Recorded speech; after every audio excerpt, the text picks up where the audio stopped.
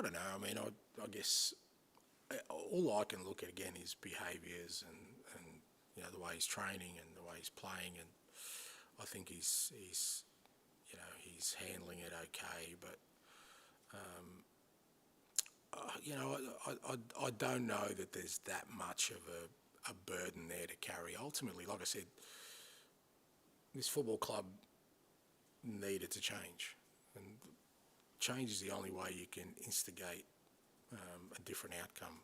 Sometimes that's not a better outcome, by the way. It could be a worse outcome, but there needs to be change. And you know, I think everyone at the club's got the grips that, you know, Harry's gone, and you know, he's gone off to a new challenge, and you know, I'm sure he'll do very well over there, and we've got our own challenge now. But that's, I don't think there's any usefulness in comparing yourself to something that's no longer here, and you know, is not really relevant anymore. It'd be different if it was on the back of a successful era, yeah.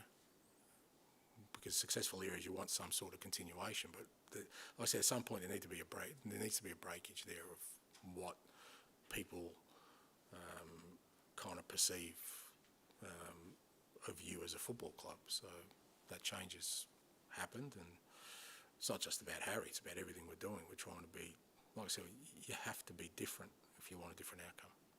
Just sticking to Richie from Harry, the cliche of our strikers is it's more of a worry if they're not getting chances than missing chances. You didn't really have many chances against United, a couple against Brentford, but you seem quite happy with the performance overall. Is it not a concern that your centre forwards are not getting so many? 2 games in, mate, come on. Geez, we love the big call, don't we? I just don't, I never live in that kind of moment where I judge things that quickly. And I get why others do.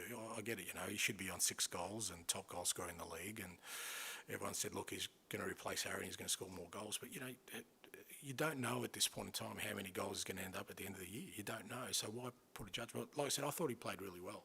He was a really good link-up for us, especially in the second half when we had the ascendancy. You know, if you look at the passages, back at the passages of play, he was an important part of that, you know, just holding the ball up, playing out wide, being a real presence in the box. I thought he was unlucky on a couple of occasions. I mean, it's come off the crossbar, a couple of scrambles that another day falls for him and he scores. So he's in those areas. So like I said, I don't look at it. It's the same as our form so far. I'm not looking at our form saying, God, geez, we're going to be unbelievable this year. It's 2 games, you know, and in those 2 games, there was some real positive stuff, but there's also a lot there that tells me we've got a long way to go. So, you know, I get why others sort of get emotional. It's an emotional game, but that's not the way I kind of look at it from my perspective. It's about, you know, I thought we needed to be strong as a team to get a result last week, and I thought Richie was an important part of that. Just finally on him, I know it's only 2 games, but last season he described his own season in 4-letter words, and it didn't go very well. Yeah. Injuries. Just very honest of him. It wouldn't surprise me, based on that season, if his confidence wasn't at the highest. How have you helped him with that? I don't know if I've sort of specifically helped him. Again, I think that's, you know, I was talking about it before. I think he's not the only one in that boat. I mean, you talked about, you know, Pape Sarr last year, you know, Basuma last year. You know, there's a lot of guys in that boat, and what I tried to do is, from the first day they walked in here, is to show them that it's a different place, and then give them the opportunity to see whether, you know, that helps them get to a good place in terms of their own confidence, their own self-belief. You know, so it's not just about targeting the individual, it's about the whole environment. And you know, they've walked into pre-season or whenever they've come back to the club and they've seen new coaches, new ideas, new way of training, and what you hope in that context is that all those guys see it, okay, well, here's an opportunity for me now to do what I want to do and have, you know, some self-belief. So it's not that I've, you know, I've had to do anything specific with him, because again, I don't want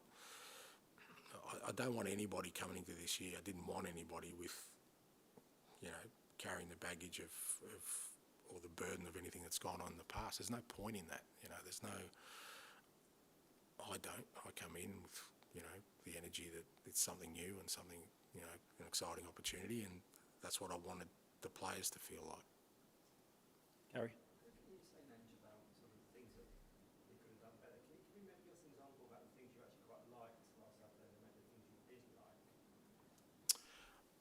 like I said, I think, looking back at the game, my sort of general feelings after the game were that we looked a bit sort of nervy and edgy at the start, and I think that was the case when I look back at the game. I thought our structure was actually not too bad, but we were maybe rushing things a little bit in terms of our build-up play and in terms of maybe trying too hard to impress because it was our first home game rather than simplifying the game. And I think the most pleasing thing for me is when we brought them in at half-time. And like I said, I felt in the last sort of 10 minutes there was some really good stuff, and that's what we showed them at half-time, just a couple of passages of play in that last 10 minutes that, it showed it was working if we kept the game simple.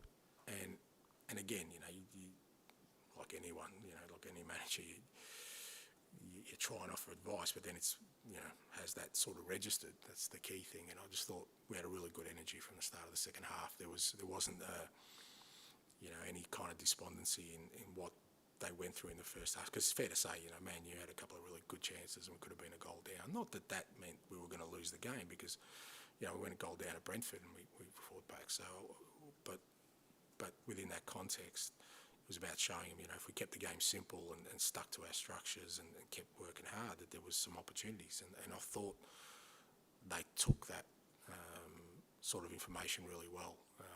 And I thought our first sort of 20 minutes of the second half was probably the best football we've played so far this year. It's only 20 minutes. Are they trying to impress you, or are they trying to impress the fans? Just impress in general. I mean, it's a first home game. You want to. Who doesn't want to? If you're going into a new not a new surrounding, but a surrounding where it's important. You want to put your best foot forward. So. There's one quick one about Richie. Is that obviously, as you say, that a forward is not just about goals, it's about the contribution, about being aggressive. Is there a point now perhaps where it gets into his head, and would you intervene? Is there a point where you sort of say to him? Yeah, if he's gone 20 games without a goal, yeah, for sure, I'll have a discussion with him, mate.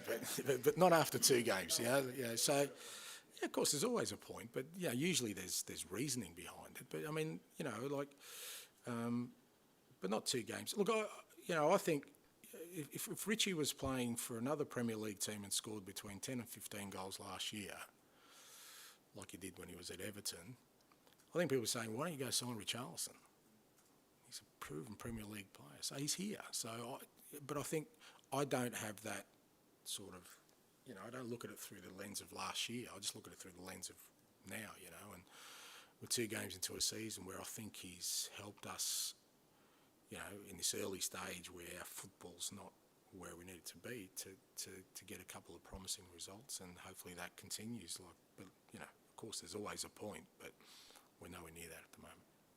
Darren, and then finish with George. Just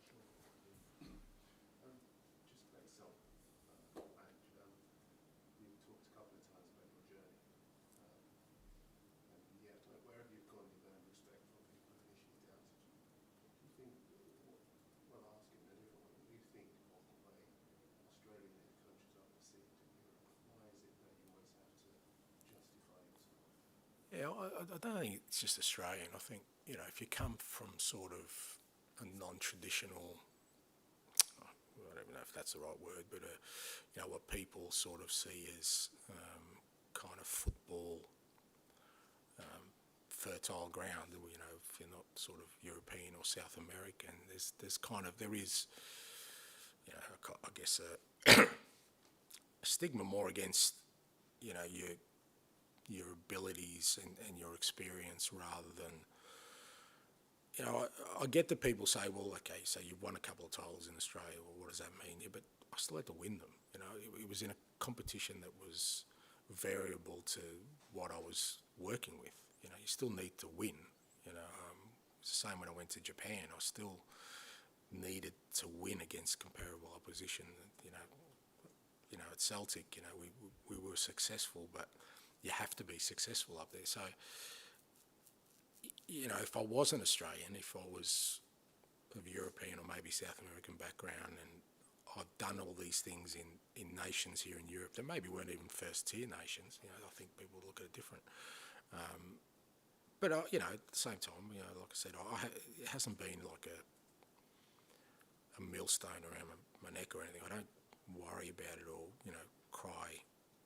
You know, I've really enjoyed my career. I've loved my journey. I think it's made me, certainly given me the experience to make me hopefully a better manager and a better person in many respects, because it hasn't been sort of your conventional kind of football managerial career. I've loved it. I've loved every minute of it, and I think to me it feels like it's something that helps me wherever I am. It's really strange because obviously down the road when Arsene Wenger went to Arsenal, around the same, most people said the same. Arsenal, and there was the idea that since then, what, nearly 30 years on, we've all sort of evolved and educated ourselves and we're back here again. It's like you said, one of the footballing powerhouses, if you like, in Europe, and that same thing exists. Do you get to a point where you just accept this almost you can only do you? Yeah, I think so. But I don't think that's a bad thing, because I think it does help. Like I said, you know, 30 years ago it was Arsene, but then, you know, with what he did as a football manager, it kind of, I think it helped the Premier League grow.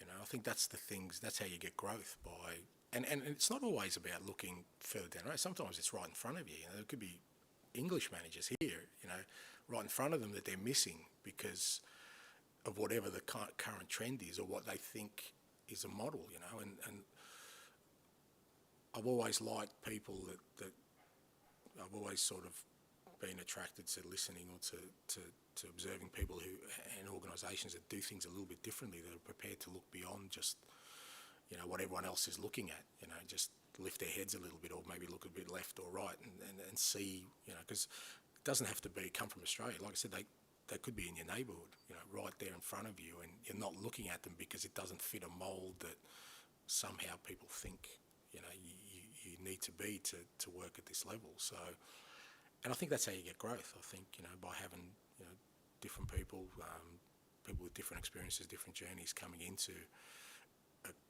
organisation or into a competition, and then you grow, because all of a sudden then others start thinking the same way. Well, hold on a second, if they've done it, why don't we do something like that? And all of a sudden what seems left field becomes the norm, you know, and it improves well, you know, the space you're working in. So, you know, hopefully, and I've tried to do that. I mean, to be honest, I faced a similar thing in Japan, you know, because it was a different kind of, you know, where again, you know, they play the game a certain way. They, you know, and me trying to change that and provoke that a little bit, while being respectful to the fact that, you know, it's a fairly, you know, there's some real strong values in that nation. I love that, but then, you know, you do it, and then people all of a sudden say, you know, that's great, let's have more of it. So, you know, I've tried to do that wherever I've been.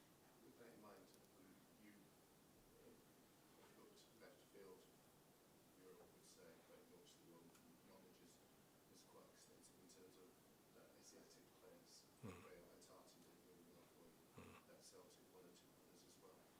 As you look to garnish what you've done already at Spurs, are you going to look into that market?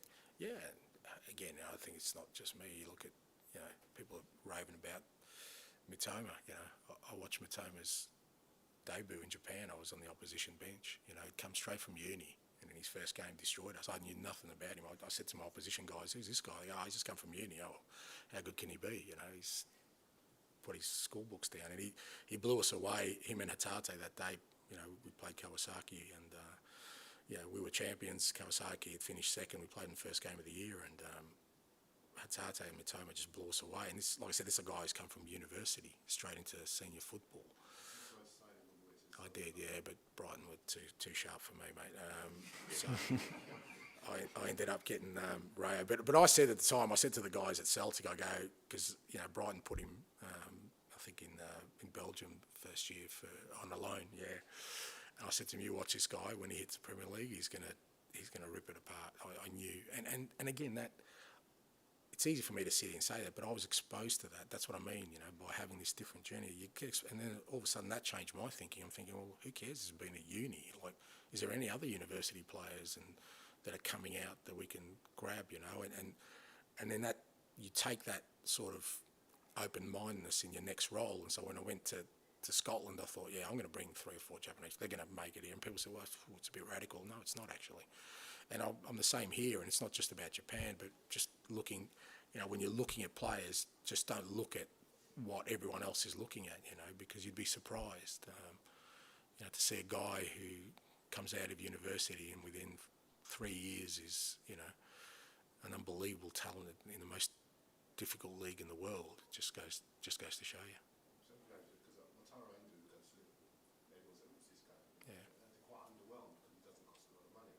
But we're always seduced in European football, aren't we, by the big price tag. If he doesn't cost 50+ million pounds, everyone is stampeding behind him. Maybe he's not that good player. Spot on. And that's where, there's obviously, there's a reason you pay sort of premiums for some players. You understand that the talent's there, but I don't believe that the best talent is just at that 50 to 100 million pound sort of market. There's some very, very good footballers, and if you're prepared to look beyond just what everyone else is looking at, you'd be surprised what you find. But to ask just one more final one, Yep. there's been this misconception around this club that look, I've done back to managers, so I count you. So 43 million pounds on the centre half, 40 million pounds on the midfield. You brought back players that have signed Destiny's done fantastic. You've got to be pleased with what you've done so far. Yeah, look, wherever I've worked, I've tried to make sure that, going in, I've been really clear on, the way I work and the way I'm going to work, and how I sort of set things up to try and get success for that, for whatever club I'm working for. And I've worked for all different types of ownership models, and they've all been different. My role within that is to get a connection with the people who make the decisions, because I can't do this in isolation. I need everyone on board, and particularly when there's usually, and wherever I've gone, that's happened, a major shift in direction. If everyone's not on board, it's not going to work. It's not going to work. So, I'm really pleased with the way people have sort of embraced the direction we're going in terms of the way we're working. I've brought in new staff that I've never worked with before, and that can make people uneasy within the football club. But the people who run this club were happy for me to go in that direction. So they're the kind of things I look for. It's not just about being backed with money. It's the manner in which you work. It's the authority you're given. And like I said, people who know me in my career, if I want something done, I usually get it done in my own way. George, to finish, please. And I just wondered who the new penalty taker will be. That's a good question. I saw a few of them trying today. I think Sonny's up there. I think Matters and Richie are all sort of in there. Basuma I've seen take about 500 and miss about 495, but he's still out there practicing. So I don't know, but I think it's somewhere in that order.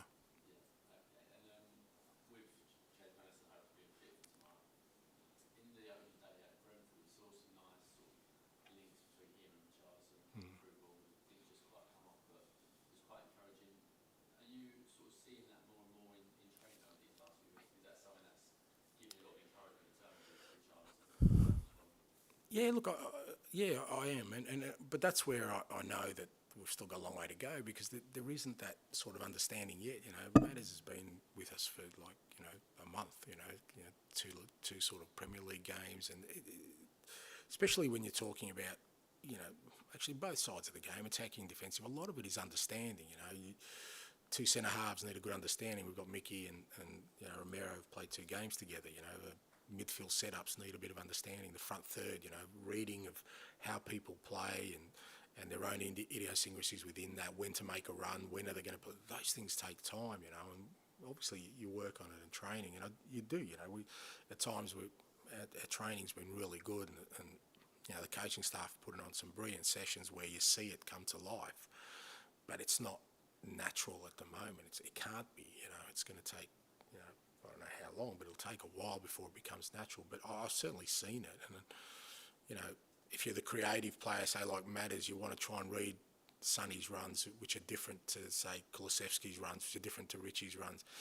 And if you're those players, you know, you're looking for the cue when Matters is going to turn, or a Basuma's or a Pape Sarr's going to make a run that means you're involved. All those kind of things, you know, those relationships take time. But, you know, I haven't, you know, I've been pleased in I think our attacking play is the area where we've got much more improvement to do, but I have seen some really good signs early on. Just finally, in terms of that attacking area, obviously a lot of focus on Richie. What have you made of Sonny and Kulusevski's sort of first two appearances, obviously early days? Yeah, no, I think, you know, they're growing into it again. They've been asked to play differently from the past, and you know, again, it's not one where you know, you even though they're experienced, really accomplished players, you know, in Sonny's case, sometimes they're the hardest ones to work with if they're not sort of open-minded, because they'll turn around and say, well, mate, I've made a career out of playing this way, and, you know, a very good career. Why should I change, you know? So that can be a real difficult task for me coming in, but he's been really good at just, you know, understanding the role and the way it's different from last year. And I thought last week both of them had some really good moments. And I think as a team, that's where we're at. Well, we're going to have good moments. I mean, I'd love for us to have a sort of really compelling performance this early in the season, but I just think at the moment, if we can grasp on those moments individually and collectively, and then grow from there, then I think we'll be, you know, we'll be in good shape. I'll give you my story of the week. I met Ozzy Ardiles yesterday, absolute legend of the football club. And growing up in Australia, you know, that time of him and Ricky Villa, I mean, you know, we were sort of like, we held them up as kind of idols. We weren't Tottenham supporters, but just players who you just go, wow. And when I got the job, one of my best mates said, you know, you got to get a photo with Ozzy Ardiles, you know. So I was wrapped yesterday, but he was also my go-to trivia question, because when we were growing up, we had a famous Australian footballer, Craig Johnson, who played for Liverpool and won the FA Cup. And he was icon again, the FA Cup Aussie. But before that, my trivia question was always, who was the first Aussie to win an FA Cup? And they always used to say Craig Johnson. It was Ozzy Ardiles. And just to further my unique football journey, the person who told me that joke was Sir Bobby Charlton. He came out to Australia for a soccer clinic, and that was the joke he told me, and it's stayed with me ever since. So there you go. All right. Thanks, guys.